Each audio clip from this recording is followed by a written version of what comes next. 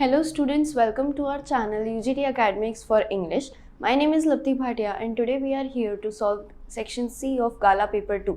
ये सेक्शन आपका 18 मार्क्स का होता है और पूरा ग्रामेटिकल होता है जो कि आपकी फर्स्ट फ्लाइट बुक में से लिया जाता है.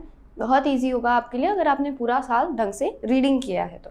अभी भी टाइम है, आप रीड कर सकते हैं अपनी textbooks. Let's see what questions follow. Your first question is rectification of error.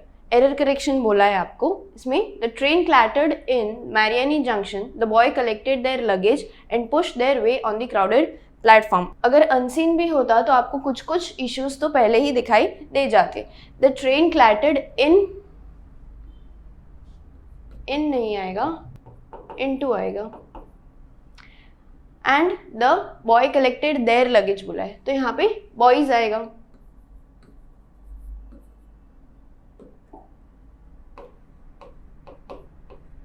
Okay, their luggage and push their way. अब क्यों ऐसा नहीं कि हमने यहाँ पे बॉय रख के वहाँ पर हिज नहीं किया, क्योंकि ये लाइन में ऑलरेडी एक एरर हमको है. क्यों पता चलेगा हमको ये, क्योंकि हमने टेक्स्ट बुक रीड कर रखी है. पुश के बदले यहाँ पर आएगा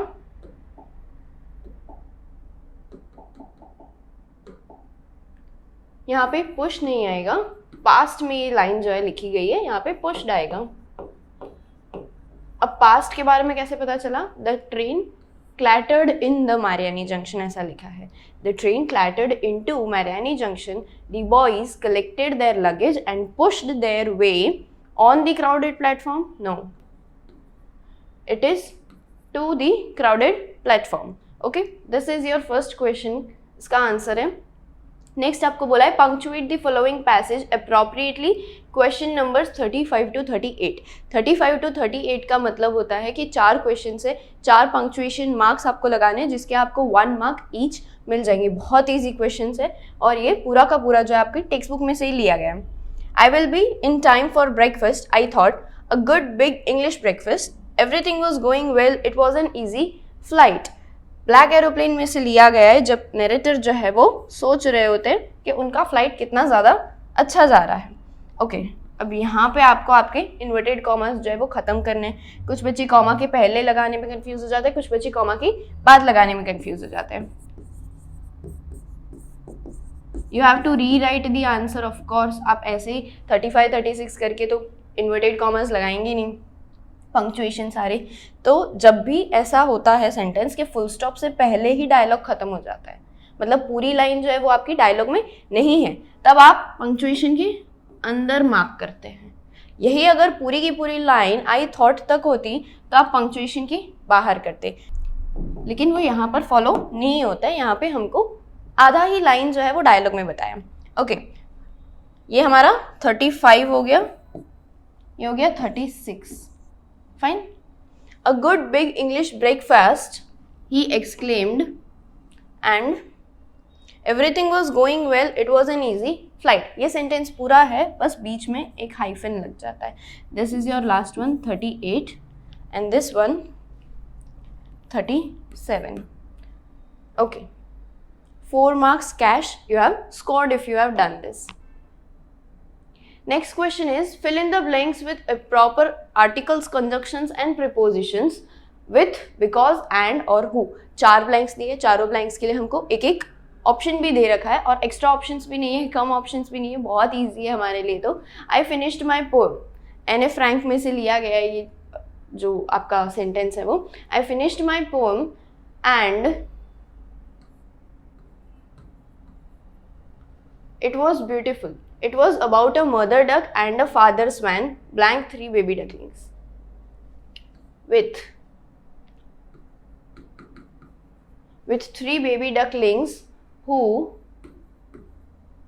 were bitten to death by the father because they quacked too much. बहुत ज़्यादा बोलते थे, इसलिए वो जो पोएम लिखी थी लास्ट में उन्होंने अपनी फ्रेंड की हेल्प ले करके उसमें उन्होंने ये लिखा था कि एक मदर डकलिंग थी, एक फादर स्वैन थे, उनने अपने 3 बेबी डकलिंग्स को बहुत ज़्यादा मारा. क्यों? क्योंकि वो बहुत ज़्यादा बोलते थे और बहुत ज़्यादा बोलने पर ही उनको पनिशमेंट मिली थी अपने मैथमेटिक्स टीचर से. इसीलिए उनने इस तरह की पोएम लिखी. उनने सोचा कि कुछ ना अलग आर्ग्यूमेंट करते जिससे सर जो है अब मुझको बोलना बंद कर दे.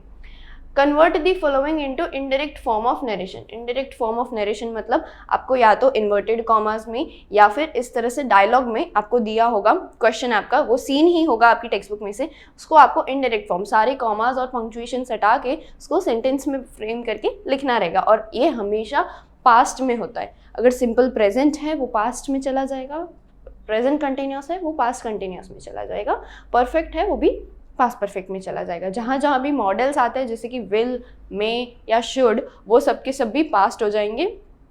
शैल का शुड हो जाएगा, मे का माइट और विल का वुड हो जाएगा। चुबुकव ने बोला what is that, what did you say? Natalia says papa send the mowers out to the meadows at once and then Chubukov asks to the other person what did you say sir. वो Natalia को reply नहीं कर रहे हैं, वो कोई sir को, वहाँ पे एक थर्ड पर्सन भी है जो कि है लमव, लेकिन हमको यहाँ पर नहीं बताना है। क्यों? क्योंकि हमारे लिए ये चीज़ सीन है, बट एज अ प्रैक्टिकल जब हम देखते हैं तो ये सर कौन है हमको नहीं पता है। फाइन, तो वो किसी थर्ड पर्सन को, नटालिया के अलावा किसी थर्ड पर्सन को पूछ रहे कि आपने क्या बोला, आप फिर से रिपीट कीजिए। पहले भी उनने पूछा था, लेकिन क्योंकि सामने वाला जो भी पर्सन है उन्हें कुछ बोला नहीं है तो उन्हें फिर से रिपीट करने को बोला। चुबुकव आस्क्ड व्हाट इज दैट, उसका लिखेंगे व्हाट द मैटर वॉज। वैसे इसका जब इनडायरेक्ट फॉर्म करते हैं तो होता है व्हाट द मैटर इज, लेकिन जैसे मैंने बताया इनडायरेक्ट फॉर्म हमेशा पास्ट में होता है, तो इज का वॉज हो जाएगा, what the matter was and what the person had said, what did you से। व्हाट डिड यू से सिंपल पास्ट होता है, उसका इनडायरेक्ट फॉर्म हो जाएगा हैड, V3 पास्ट परफेक्ट, ठीक है। What the person had said. Okay, next Natalia says papa send the mowers out to the meadows at once, और उस पे नटालिया ने इंटरप्ट करते हुए बोला, उनको पापा की तरह एड्रेस भी किया। ये चीज़ भी आप लिख सकते हैं, अगर नहीं भी लिखते तो इसकी मार्क्स नहीं कटते हैं। आस्किंग टू सेंड, क्योंकि वो कोई ऑर्डर दे रही थी या फिर कुछ कमांडिंग वे में बोल रही थी कि आप मोवर्स को जो है बाहर की तरफ भेज दीजिए। Asking to send the mowers out to the meadows at once. Okay, then Chubukov asked the person, वापस से जो थर्ड पर्सन है जिसने कुछ बोला था, उनको वो पूछ रहे थे कि क्या बोला आपने। चुबुकव ने फिर से बोला to repeat what he had said. What did you say sir, again did है, मैंने यहाँ पे हैड सेड लगाया। What did you say sir, उसका आ जाएगा what had you said. Okay, आप साथ साथ में लिखते जाइएगा, सिर्फ स्क्रीनशॉट्स लेंगे तो फिर लैंग्वेज सब्जेक्ट में आपको स्पीड का इशू हो सकता है। Let's see next we have do as directed. इसमें एमसीक्यूज होंगे, 5 एमसीक्यूज, 5 मार्क्स, ऑप्शंस भी दिए गए हैं और पूरा ग्रामर के ऊपर है। आपको हर एक क्वेश्चन के बाद बताया है कि इसमें आपको इंटरोगेटिव फॉर्म करना है या फिर नो सूनर दैन यूज़ करना है या फिर रिमूव टू करना है, ये आपको बता दिया जाएगा। Okay, paper has more patience than people, change the degree of comparison.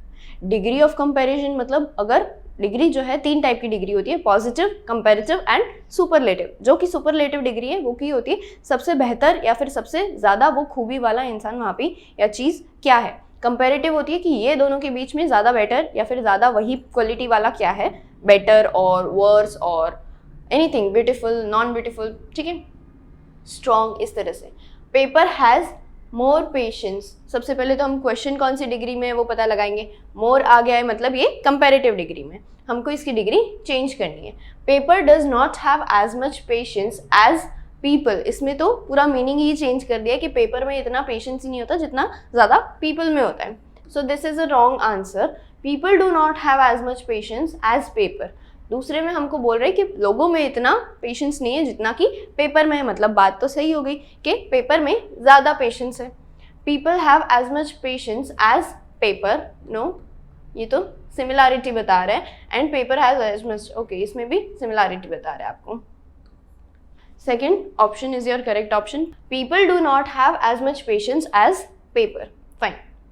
45th question है आपका। I was overwhelmed with a sense of history, change the voice. Change the voice, I was overwhelmed with a sense of history. ये आपका already passive voice में दे रखा है, इसमें आपको active voice में करना है। अगर आप खुद से करने को जाते हैं तो इसमें आए a sense of history overwhelmed me, ऐसा होगा, लेकिन ऐसा तो हमको कोई ऑप्शन ही नहीं दिया है, तो हम सारे ऑप्शंस पढ़ेंगे और फिर देखेंगे कि कौन सा करेक्ट रहता है। With a sense of history I was overwhelmed, no, इसमें तो खाली आगे पीछे क्लॉजेस चेंज कर दिए। I am overwhelmed with a sense of history, tense बदल दिया है, वॉज को एम कर दिया है। It overwhelmed me with a sense of history. Yes, it मतलब जो भी सिचुएशन है उसने मुझको ओवरवेल्म कर दिया है, किसके साथ? सेंस ऑफ हिस्ट्री के साथ। और लास्ट हमारा इट ओवरवेल्म्स मी दिया है, तो प्रेजेंट में ये चीज़ कभी भी नहीं आती है। So our correct answer is C1. Okay, next question is Who could be sociable with such a person? Madam rides the bus में से लिया गया है ये क्वेश्चन।